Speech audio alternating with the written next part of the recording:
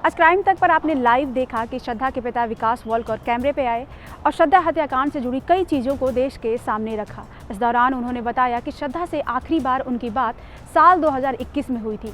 उन्हें इस बात का ज़रा भी अंदाज़ा नहीं था कि उनकी बेटी के साथ क्या हो रहा है। उन्हें इस बात की खबर नहीं थी कि श्रद्धा के साथ घरेलू हिंसा जैसी वारदात को अंजाम दिया जा रहा है। अगर उन्हें इस बात का ज़रा भी अंदाज़ा होता तो वो अपनी बेटी को वहाँ से निकाल लेते। इस दौरान श्रद्धा के पिता ने बताया कि श्रद्धा की जान बच सकती थी अगर मुंबई पुलिस ने उनकी देर रहते मदद कर दी होती।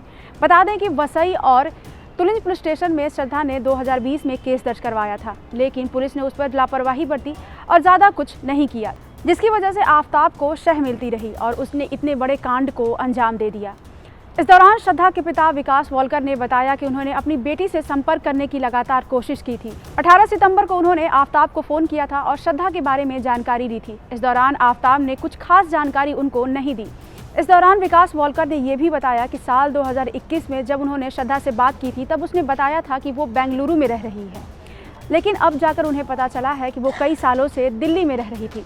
इस प्रेस कॉन्फ्रेंस के दौरान विकास वॉलकर ने यह भी बताया कि आफताब ने पूरी तरीके से श्रद्धा के दिमाग पर काबू कर लिया था।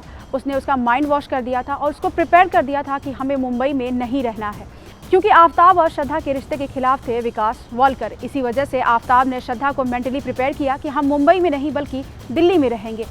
आपको बता दें कि विकास वॉलकर ने जितनी भी बातें बताई हैं वो कहीं ना कहीं सच भी साबित हो रही हैं, क्योंकि आफताब लगातार पुलिस स्टेशन में भी पुलिस वालों को गुमराह कर रहा है। इस दौरान वो पूछताछ में लगातार सहयोग तो कर रहा है, लेकिन पुलिस वालों को गुमराह भी कर रहा है कि मैंने बॉडी यहाँ पे डंप की है या फिर मैंने चाकू यहाँ पे फेंके हैं, मोबाइल यहाँ फेंका है। इसी के साथ वो पुलिस को चैलेंज भी करता नजर आता है। पुलिस को चैलेंज करते हुए आफताब कहता है कि अगर हिम्मत है तो वो वेपन ढूंढ के दिखाओ जिससे मैंने श्रद्धा का मर्डर किया है। इसके बाद पुलिस आफताब को लेकर उसके फ्लैट पहुँचती है, जहाँ पर पुलिस ने 5 चाकू बरामद किए। इसके साथ ही खून के कुछ धब्बे भी बरामद किए। इसके बाद पुलिस वहाँ पर FSL की टीम को बुलाती है, जो बाकायदा उसके सैंपल लेते हैं। हालांकि अभी तक रिपोर्ट सबमिट नहीं हुई है, ना ही पुलिस वालों तक ये रिपोर्ट पहुंची है, जिसके बाद वो कोर्ट में एज ए एविडेंस उसको वहां पे सबमिट करेंगे।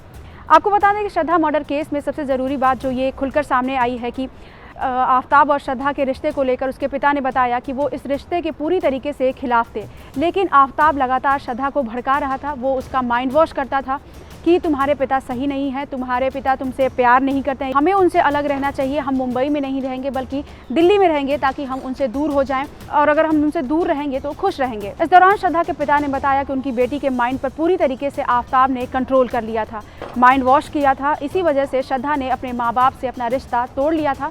हालांकि वो अपनी मदर के टच में थी, लेकिन साल 2020 में उसकी मदर की डेथ हो गई। उसके बाद उसने अपने पिता से पूरी तरीके से कट ऑफ कर लिया और दिल्ली में आकर आफताब के साथ रहने लगी।